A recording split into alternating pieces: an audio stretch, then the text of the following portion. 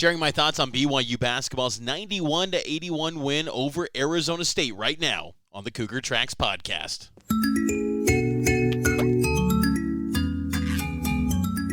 Oh, yeah, baby. You know, Mitch. Big 12 open for business. They love their Cougars.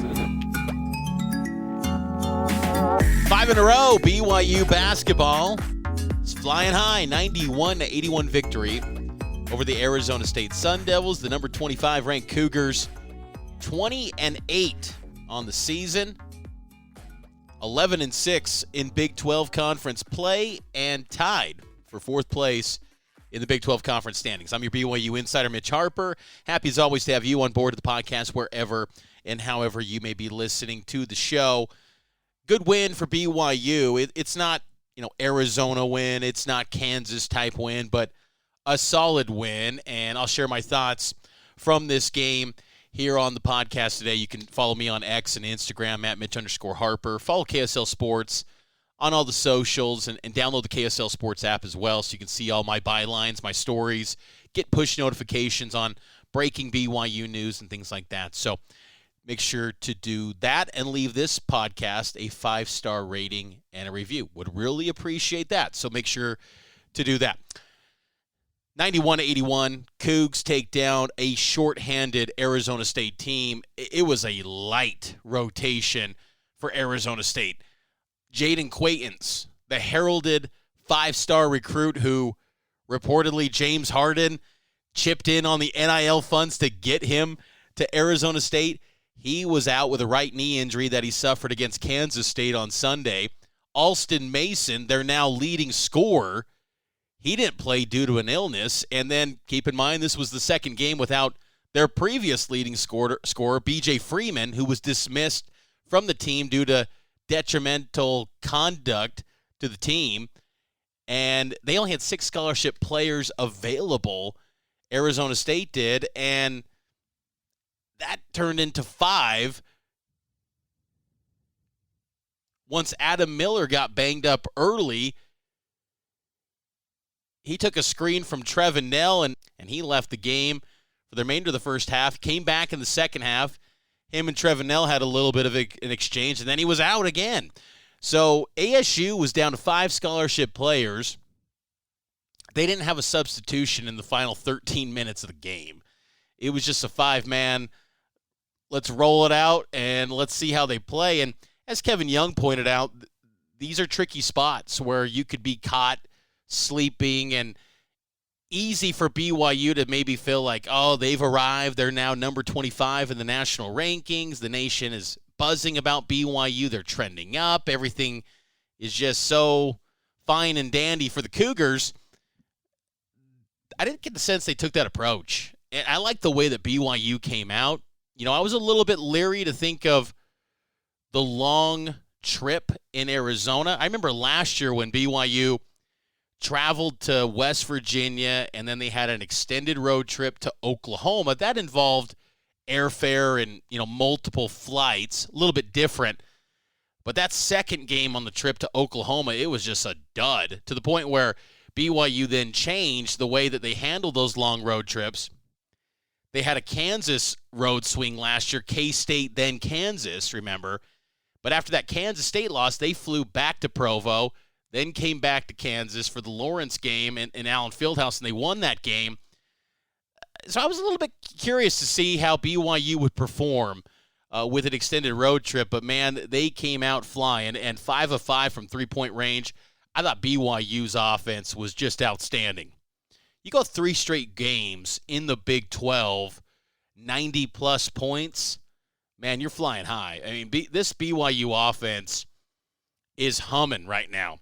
17 three-pointers for the Cougars in the game against Arizona State. 17 of 34. They knocked down 50% of their threes. And keep in mind, 2 of those misses were within the final minute where they just had to chuck up a shot because, game's out of reach. They're being kind. They're not really going through their sets. So they were on fire, and they could not be stopped. And the guy that led the charge was Richie Saunders. 26 points, 10 of 19 from the field, 6 of 11 from 3, 6 rebounds, 2 steals, 1 assist. Richie Saunders did all of that in 33 minutes, had a plus-minus of plus 11. We need to start having a conversation about Richie Saunders getting into the Big 12 Conference Player of the Year conversation. That's what it needs to be, because I look around the league, JT Toppin at Texas Tech, maybe Hunter Dickinson from Kansas, but I feel like that's a little bit of a reach considering how Kansas is just in the middle of the pack of the standings. Houston, it's a whole collective group. There's not one superstar that's shining bright. They're just all the pieces come together nicely, and Houston's a juggernaut right now in the Big 12. I mean, who is it? Is it Javon Small at West Virginia? I think Richie Saunders has put himself in the conversation. At a minimum, he's a first-team All-Big 12 guy right now with the way he's playing. 3 consecutive games of 20 points or more for Richie Saunders. 8 games out of BYU 17 in Big 12 play, he's reached the 20-point mark. That's almost half of BYU's games. He's knocking down 20 points. This is consistency night after night. He's performing at a high level. Number 1 guy on the opponent's scouting report, and he's delivering. And the great thing about Richie is that it's not sacrificing what he's doing on the defensive end. One of those 2 steals that he had, I think it was against Ali, leads to a fast break layup opportunity. He's still that guy that you saw last year where he was gritty, getting downhill, attacking the rim. He still continues to do that. And I think that's what's been just impressive about Saunders, is that his high level on the offensive end has not sacrificed what he does and what he contributes on the defensive end. And that makes him really impressive. And he's not a big guy. I mean, his efficiency numbers, he's one of the best field goal percentage shooters in the Big 12 this year. And you look at the guys around him, they're all front court players. Guys like JT Toppin. Saunders is a little bit of an undersized wing, and he just brings it every single night. I thought he was brilliant, and I think every time he fires off a 3, I feel like it's going in. It's getting to that point where I'm almost surprised when he misses a 3-pointer. That's how good he's becoming from 3. The confidence that he is shooting with, it's quite the sight to see. It reminds me a little bit of that run Jake Toulson was on at the end of the 2020 season, where that team just caught momentum. They went on that 9-game winning streak, which oddly enough was the last time BYU had a 5+ game win streak in league play. Toulson was just automatic. I mean, he fires it off, it's going down. And I think Richie's getting to that point in his shooting ability, and it's just really exciting for BYU, not only this year, as the calendar starts to turn to March, but then you look ahead to next year. You know, if Richie decides to run it back, and you never want to just assume, but I feel like Richie's a BYU man. He said as much. He loves this place. Him with the Bansa, whew, that's going to be nice, folks. That's going to be quite the tandem right there next year for BYU. But that's next year. That's down the road. But this year's team is flying high. 5 games they've won now in a row, and 20-8. 18 out of the last 20 years, BYU gets to 20 wins. 20 wins doesn't mean what it once did when there were only, 24, 25 games in a season. 20 wins used to be incredible. Now there's about 31 games in a regular season. It's not what it once was, but still, I think it's a nice number and a benchmark that highlights the consistency of BYU basketball. And I think over the last 20 years, too, it's interesting when you look at 3 different leagues, 3 different head coaches. It doesn't matter the circumstances or the layout. BYU's winning at a high clip. They're one of the 20 winningest programs in college basketball all time. I think people forget that quite a bit with BYU hoops. They just haven't had that big success in March, and we all know that sort of deal, and that's going to still have time to sort itself out this season. This is a consistent winner at BYU with still tons of room to grow and things to accomplish in the program, but its floor It's a 20-win program, and that's a pretty good place to be, especially when you're doing it now in the Big 12. Two different coaches, and you're exceeding expectations each of those years in the Big 12. Last year, you were picked 13th out of 14 teams. This year, 9th out of 16 teams, and you're playing a lot better this year than you did a season ago. I think the Big 12 is a little bit down compared to last season overall. I don't think outside of Houston, there's a real juggernaut in this conference this year. Baylor, Kansas, they've taken massive steps back this season. Iowa State, really good. Texas Tech, really good. I think BYU's right there. I mean, I think BYU's probably the third best team in the league right now, to me, behind Houston and Texas Tech. And then it's a coin flip between Iowa State and BYU, and they'll have a chance to settle that next week in Ames.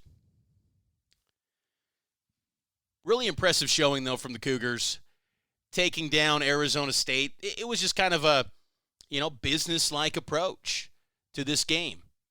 You look at some of the numbers in this contest as the Cougs take down the Sun Devils 91-81. 4 BYU players finished in double figures. Trevin Nell, 18 points. Dallin Hall, 13 points. Fusini Traore, 10 points. I liked the instant production that Foose gave on the offensive end. It was in quick spurts. Back-to-back buckets, a couple free throws. I liked what Foose provided. It was just like a quick hitters that suddenly, kind of built up BYU's lead a little bit, particularly in that first half. Trevin Nell got a little bit of, exchanges with Miller. Miller went at him in the second half, and they each had a flagrant foul called on each other. It looked like Miller kind of swung at Trevin Nell. I don't know. The camera angle didn't really show if there was complete contact on that, but I thought that was a little bit interesting. Both guys clearly had some shoving, and there was probably some jawing throughout the entire game, stemming from that early screen by Nell to Miller that kind of took his breath away early on, but a little bit surprised that both guys got flagrant and there was no foul shots on that situation. Arizona State's got good talent too. It's interesting with them. They were a very competitive team in non-conference play. They played a tough schedule. They got hammered by Florida back in non-conference play, but you look at some of the individual pieces that they have with Sonnen and Phillips. Best was very interesting, a freshman. We heard throughout the broadcast, first game where he's actually scored. He ends up with 18 points. Arizona State's got good talent. Then you got Quaintance coming back next year. He's going to be a top 5 guy in the 2026 class, most likely. It'll be interesting to see what ASU does with Bobby Hurley. It seems like a vocal, I don't know if it's a majority, because, again, social media can kind of inflate things and message boards and whatnot. But it seems like there's a section, an online segment of the ASU fan base that wants him gone. But I kind of wonder if you give it one more year with Hurley to see what he can do next year. If he can retain these players, that's going to be key. Retain them. I think they could be a lot better next year in the Big 12. Second year, the league. You kind of got a sense of the physicality, the new officiating that you're dealing with in this conference compared to the Pac-12. I like some of the individual talents of ASU. They're just really young. And then, of course, on Wednesday, they were shorthanded. And BYU's flying high right now. And knock on wood for BYU, relatively healthy. I looked at the end of the game. Dawson Baker was kind of grimacing over something. I don't know exactly what that was about, but relatively healthy team BYU is, and that shows itself as they once again play 11 guys against ASU, a team that couldn't sub anyone for the final 13 minutes of the game. I thought Dallin Hall had some nice minutes as well. 13 points, 5 of 8 from the field, 4 assists, a 4-to-1 turnover assist ratio. That's really good numbers. And how about Yegor Demon? 10 assists for Yegor, 1 of 6 from the field. He missed a couple buckets at the rim where you got to hit those. They were layups. Got to knock those down. A little bit of an off night, obviously shooting the ball for Yegor. But 10 assists, you love that number. That's the first time he's hit double figures in assists since the season opener back on November 5th against Central Arkansas. He was dishing the basketball out at a high clip. And, BYU's first 8 field goals that they knocked down, BYU had 8 assists on those buckets. And they were passing the ball, quick decisions. They're really in sync with what they're doing offensively. And, this winning streak, particularly in the Arizona games, maybe you took a little bit of a step back defensively. You give up 95, you give up 81. That's not ideal. And that's areas where they can, they got to improve going forward. But that offense, though, you just have to think, though, that in an NCAA tournament or a Big 12 tournament, that's going to dry up. That level of knocking down shots won't carry itself over in those settings. Maybe it will. Maybe this team's built different. I don't know. But it just feels like things kind of tighten up a little bit in a bracket, in a tournament setting. And you can't assume you're just going to go bury 90 points in those type of games. Again, maybe it's different. I would not bet against someone like Kevin Young to put out a scheme and a game plan that puts BYU in position, to hit that 90-point mark in an NCAA tournament game. But got to clean things up defensively because Sanan he had 18 points. Jihad had 19. Best, as I noted, 18. Too much production from a shorthanded crew like that. And they put up some good numbers, too. They were pretty efficient. They just didn't really have much help outside of that. I think they kind of hit a little bit of a wall. Turnovers, they only had 9 turnovers. BYU finished the game with 11 turnovers.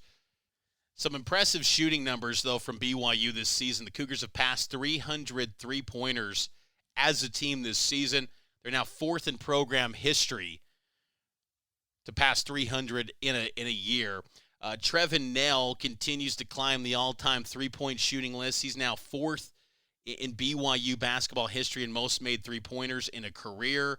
He continues to knock him down from beyond the arc. He was 5 of 6 from 3, so a great productive night for Trevin Nell. But by all accounts, really good night for BYU as they take down Arizona State.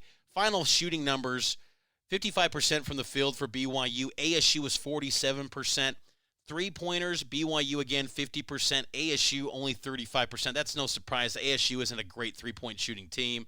Free throws. Now, this is the problem. BYU, 40% from the free throw line. In the second half, BYU was 3 of 11. And I know the curtain of distraction is a thing down in Tempe, but come on now. Was it that distracting?